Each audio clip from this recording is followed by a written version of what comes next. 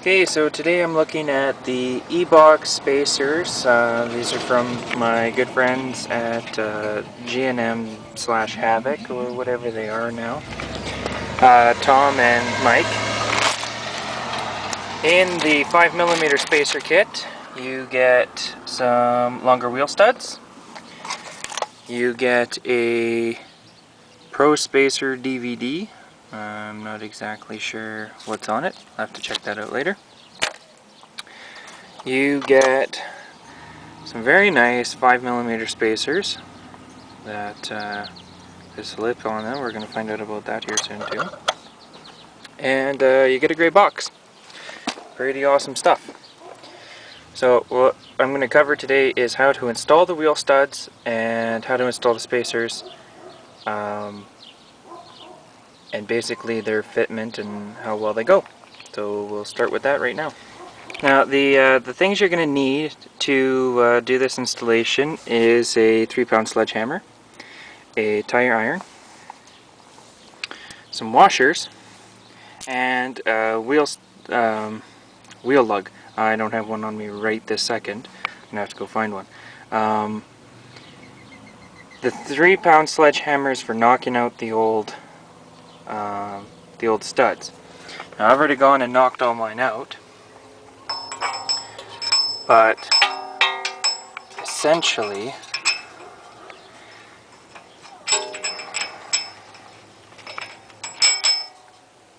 the old ones sit in there like that.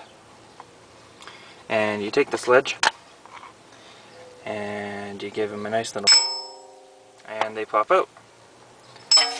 You're going to need probably quite a bit of force, especially if your tires have been tightened onto your car several times. They are in there pretty damn tight.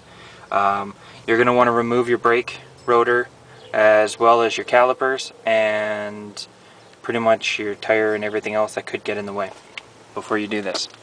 So start with that, pause the video, start with that, and then come back and continue watching to see what we do next. Okay, we're resuming the video, so that means you've already gotten all of your stuff out. Take out the new longer wheel stud, and you're going to notice that there are some little, it's kind of really hard to see, but there are some little notches in the hub. Now, Hyundai uses some thinner notches than what these guys use, which is okay. It really is. You take your new stud, and it's pretty much reverse installation of removal. At least it's supposed to be. I'm gonna have to fiddle with this, and then you guys are gonna have to fiddle with it too. So just try and get one of them in at the time, and then we'll go from there. Okay, so I got a lug in, and I had to be kind of creative to do it. In order to get this shield off, you actually have to take the hub off, which is a very stupid design in my opinion by Hyundai, but there's the 3 bolts. There you undo, they're not on there very tight, they're just little aluminum bolts.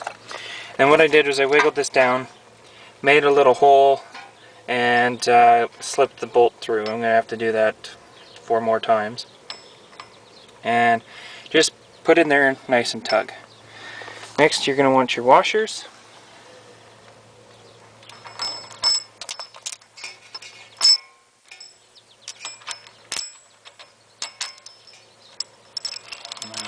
Yeah, I prefer to use the soft end on one side and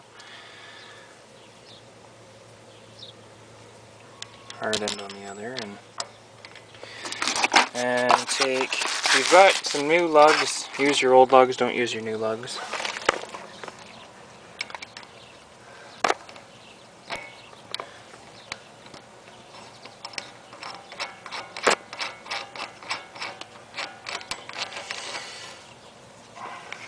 Line everything up, try and get it as even as possible, and put a couple more turns on it. Then, very carefully, you're going to use this to suck the bolt in. And we'll come back to it once I got that done. Okay, so what I've done is I've gone ahead and I finished putting them all in using the washer and bolt method. In order to get the studs to hold, what I did was I left the other 4 empty and I put a screwdriver through and held it against this bolt here, and then tightened this one in until I got far enough that it wasn't going to move or push back out. Then I went back and I released here and put the rest of these in, and then I used the good one and a log, and I just propped the log in there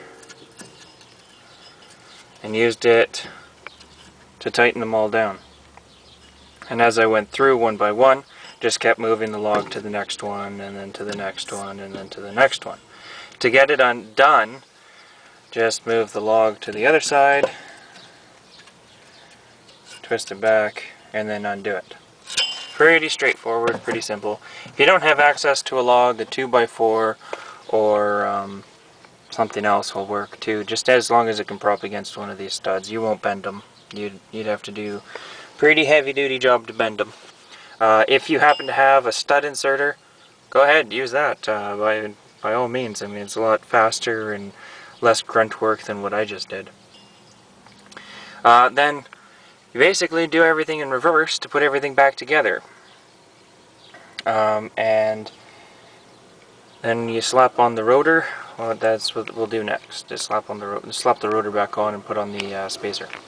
Once your rotor's back on, you put your retainer screws back in, or if you're using the Equus kit, then you only put the one screw in.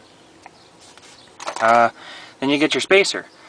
Now, what makes this spacer different than any other spacer I've seen is it's actually bored to the correct size.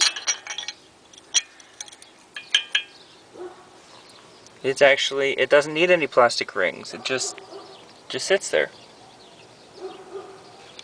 There's no side-to-side play. There's just the play there. So you just keep that semi-lined up when you put your wheel back on, and you're done. That's your spacer. And put your caliper back on, and then put your tire back on. Do it all up, and you're done. So that's as easy as it is to install the Eibach or Eibach Pro-Spacers. So thanks for watching.